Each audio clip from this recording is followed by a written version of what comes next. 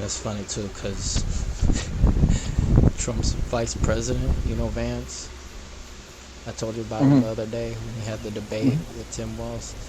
Well, like before, like back in shit.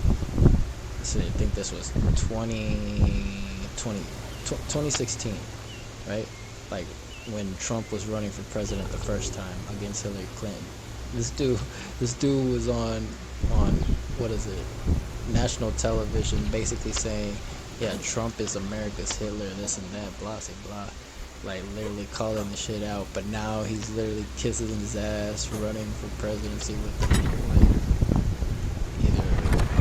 either he bought you real good or what the hell just happened? You literally flipped the script, and that. But like I see it like kind of like a double agent type thing. You know what I mean? He could just be pushing all Uh-huh. these ideologies to be like, yeah, that's exactly what I believe, but that's what he wants Trump to believe. You know what I mean? It's kind of like Mike Pence. Mike Pence had to, basically do like he basically had to do what was it? His job at like constitutionally and shit like that, and certify the elections for a peaceful transfer of power and shit like that. You know what I mean?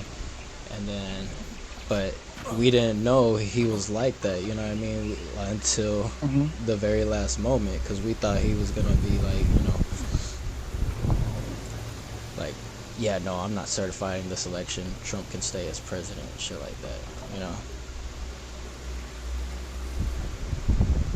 which would be a crazy thing to think of. You know what I mean? Like, let's say Joe Biden won the election, but then at the top they say, nah, we're gonna keep Trump. Uh-huh. That would have been a whole different story. Be like, what? Mm-hmm. And sometimes I'd be like, I wonder if it, if it actually happened, what would what would be the outcome today? But then I already know it would be way worse.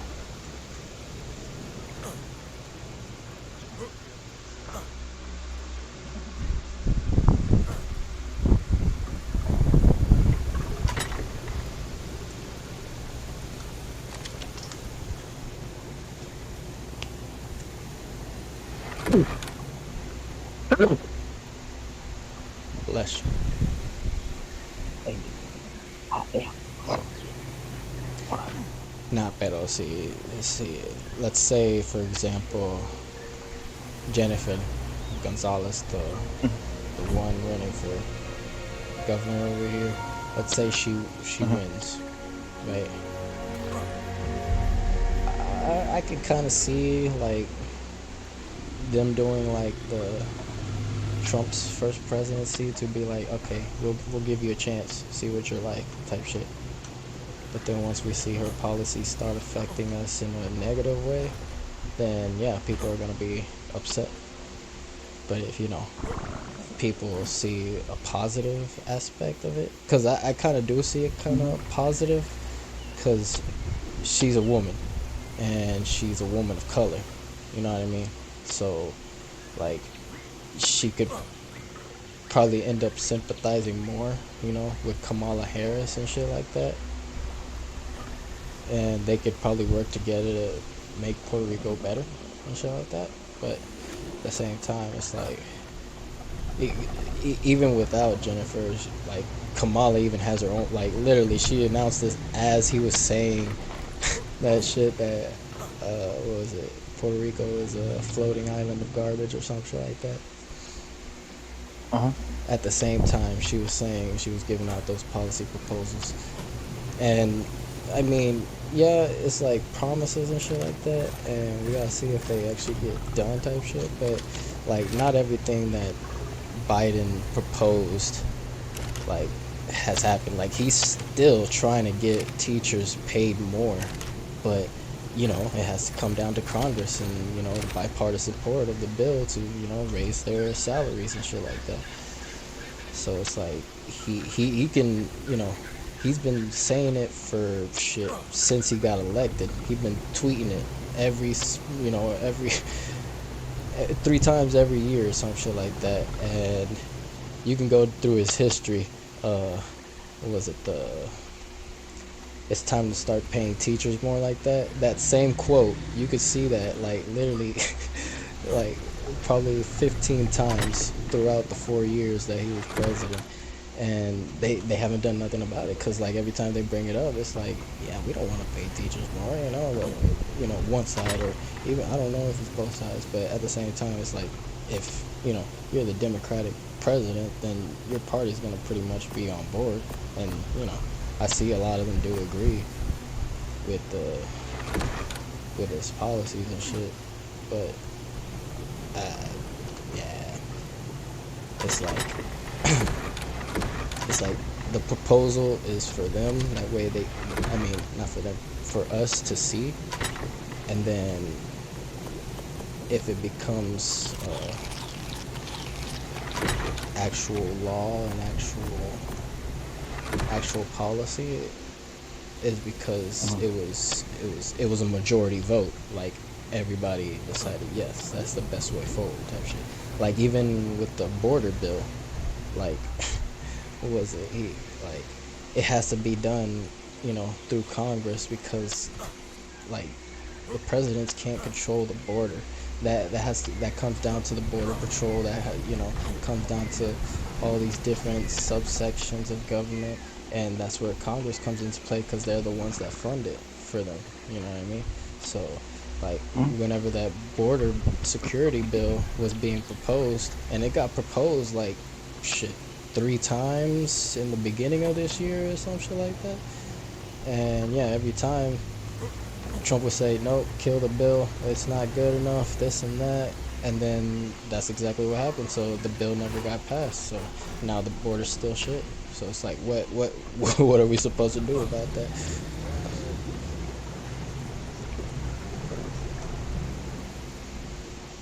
And it's not like,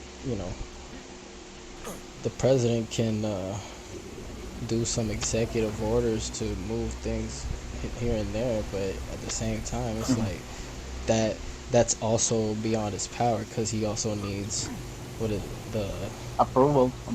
yeah, exactly, from Congress to be able to do that shit in the first place. So it's like, and you got legislature, the judicial, and the executive branch of government, even the Supreme Court justices, like literally Roe v. Wade, that was like law of the land federally or whatever, and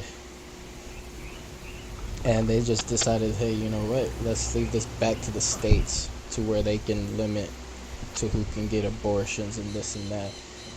And then there's a lot of problems with that, because people are dying now because of that. And even with IVF and what is it, the in vitro fertilization type shit, it's like that literally is the study and the science for being able to get pregnant in the first place. And that's all through the research and development of abortions. So it's like like our education is being stripped from us, basically. It's like without the education, the school curriculum that we have in our days, you remember? We wouldn't know about slavery. We wouldn't even know about color. About what? We wouldn't know about slavery. Nosotros. Yeah. Que si hubiéramos sabido. No, I'm not saying we wouldn't know about slavery if our school curriculum isn't what it, like, if Si no nos hubieran enseñado, well, obviamente, ¿no? Pues sí. right, exactly. If it wasn't part of our school curriculum, then we would have never known about slavery. So it's like, this is literally our history trying to be taken away, like rewritten in front of us, type shit.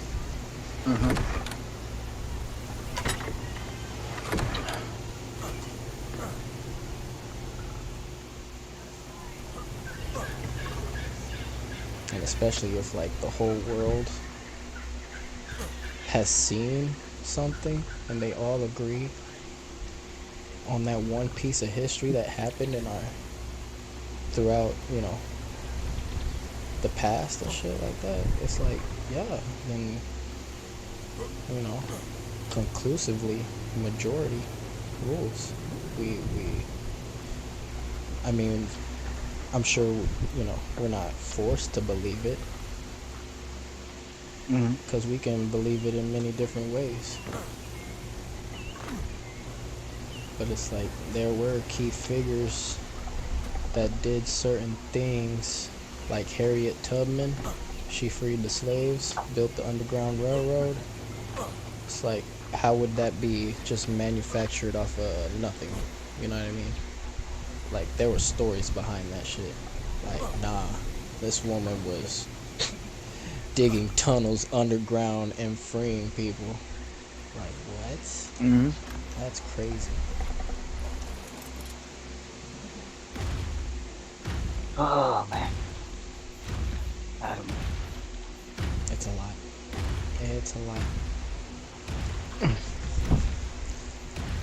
But that's the thing too. It's like it also depends on who's elected and what you know who holds the position in the House and in the Senate and in Congress and all this and that. Cause yeah, we can blame the president and vice president for what they did or didn't do, but they're just one man.